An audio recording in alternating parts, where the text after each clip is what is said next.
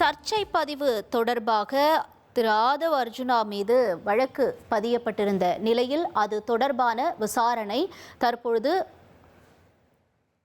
நீதிமன்றத்தில் வந்திருந்தது. இது தொடர்பான தற்பொழுதைய உத்தரவும் வெளியாக இருக்கிறது. திரு ஆதவ் அர்ஜுனா மீதான வழக்கு ரத்து செய்யப்பட்டிருப்பதாக தகவல் வெளியாக இருக்கிறது. விவரங்களோடு செய்தியாளர் சுரேஷ் இணைந்திருக்கிறார். சுரேஷ், வணக்கம். இவர் மேல பதிவு செய்யப்பட்ட அந்த வழக்கினுடைய பின்னணியும் தற்பொழுது இருக்கக்கூடிய இந்த உத்தரவு தொடர்பான தகவல்களையும் பகிர்ந்துக்கோங்க. வணக்கம். கரூர் துயர சம்பவத்தில் 41 பேர் பலியான நிலையில கரூர் தாவேகா நிர்வாகிகளை காவல்துறையினர் கைது செய்தனர். இந்த நிலையில தாவேகா பிரச்சார குழு பொதுச் செயலாளர் ஆதவ் அர்ஜுனா தன்னுடைய எக்ஸ் தளத்துல இலங்கை நேபாளம் போல அரசின் அடக்குமுறைகளுக்கு எதிராக ஜென்சி புரட்சி ஏற்படும் என்று பதிவிட்டிருந்தார். இது தொடர்பாக கலவரத்தை தூண்டுவது, பொது அமைதிக்கு குந்தகம் விளைவிப்பது உள்ளிட்ட பிரிவுகளின் கீழ் ஆதவ் அர்ஜுனாவுக்கு எதிராக சைபர் கிரைம் குற்றப்பிரிவு போலீசார் வழக்கு பதிவு செய்திருந்தார்கள். இந்த வழக்கை ரத்து செய்ய வேண்டும் என்று ஆதவ் அர்ஜுனா தரப்புல உயர்நீதிமன்றத்தில் மனு தாக்கல் செய்யப்பட்டிருந்தது. இந்த மனு நீதிபதி ஜெகதீஷ் சந்திரா விசாரித்தார். இந்த விசாரணையின் போது ஆதவ் அர்ஜுனா தரப்பில் முன்வைக்கப்பட்ட வாதம் என்னவென்றால், எக்ஸ் தளத்தில் பதிவிட்ட அந்த பதிவானது 34 நிமிடங்கள்ல நீக்கப்பட்டிருக்கிறது. பதிவுல எந்த ஒரு உள்நோக்கமும் கிடையாது. ஆரம்ப கட்ட விசாரணை நடத்தாமலேயே இந்த வழக்கு பதிவு செய்யப்பட்டிருக்கிறது. பதிவு நீக்கப்படவில்லை என்றாலும் கூட இந்த வழக்கு பதிவு செய்வதற்கு இதுல எந்த ஒரு முகாந்திரமும் இல்லை. அதனால அது மட்டுமல்லாமல் ஆதவ் அர்ஜுனா குற்ற பின்னணி கொண்டவர் அல்ல, எதிர்கட்சிங்கிற அடிப்படையில கோபமாக சில கருத்துக்களை அவர் பதிவு செய்திருக்கிறார்.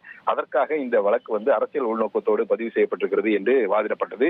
அது மட்டுமல்லாமல் எக்ஸ் தளத்துல கருத்து பதிவிட்டது வெறுப்பு பேச்சு வரம்புல வராது. அது அவருடைய கருத்து சுதந்திரம் என்றும் எக்ஸ் தளத்தில் பதிவிட்ட 18 மணி நேரம் கழித்துதான் முதல் தகவல் அறிக்கையே பதிவு செய்யப்பட்டிருக்கிறது. இந்த இடைப்பட்ட காலத்துல எந்த ஒரு சம்பவங்களும் நடைபெறவில்லை என்றும் ஆதவ் அர்ஜுனா தரப்புல வாதங்கள் முன்வைக்கப்பட்டன. ஆனா காவல்துறை தரப்புல செப்டம்பர் 27ஆம் தேதி இந்த கூட்ட நெரிசல் சம்பவம் நடந்த பிறகு முக்கிய பொறுப்பில் இருந்த ஆதவ் அர்ஜுனா தப்பி ஓடிவிட்டார். 28ஆம் தேதி நள்ளிரவு தான் இந்த எக்ஸ் பதிவை அவரு மேற்கொண்டிருக்கிறார். இது சம்பந்தமா காவல்துறைக்கு வழக்கு பதிவு செய்து விசாரணை நடத்துறதுக்கு அதிகாரம் இருக்குது. மெசேஜ்களை ஃபார்வர்ட் பண்ணாலே குற்றம் தீர்ப்புகள்லாம் இருக்குது என்று சுட்டிக்காட்டி வாதிடப்பட்டது. விசாரணைக்கு ஆஜராக சொல்லி சம்மன் அனுப்பியும் ஆதவ் அர்ஜுனா ஆஜராகல. அது மட்டுமல்லாம நேபாளம் இலங்கையில ஆட்சி கவிழ்க்க நடந்த அந்த புரட்சியை குறிப்பிட்டு பொது அமைதிக்கு குந்தகம் விளைவிக்கக்கூடிய வகையில ஆதவ் அர்ஜுனா கருத்து பதிவிட்டிருக்கிறாரு. அது மட்டுமல்லாம காவல்துறை தாமாக வழக்கு பதிவு செய்யல, புகார்தாரர் மீது எந்த ஒரு உள்நோக்கமும் கற்பிக்க முடியாது என்றும் வாதிடப்பட்டது.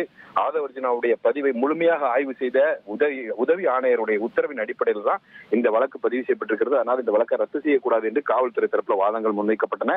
இருதரப்பு வாதங்களையும் கேட்ட நீதிபதி ஜெகதீஷ் சந்திரா இந்த மனு மீதான உத்தரவை தேதி குறிப்பிடாமல் தள்ளி வைத்திருந்தார். இன்றைக்கு இந்த வழக்குல நீதிபதி ஜெகதீஷ் சந்திரா தன்னுடைய உத்தரவை பிறப்பித்திருக்கிறார். அந்த மனுவை ஏற்றுக்கொண்டு, அதாவது ஆதவ் அர்ஜுனா தரப்புல முன்வைக்கப்பட்ட வாதங்களை ஏற்றுக்கொண்டு அவருக்கு எதிரான இந்த வழக்கை ரத்து செய்து நீதிபதி உத்தரவு பிறப்பித்திருக்கிறார்.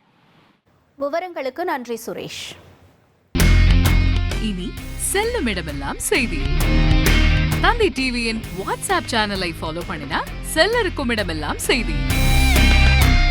இதோ QR கோட் இப்பவே ஸ்கேன் பண்ணுங்க, ஃபாலோ பண்ணுங்க.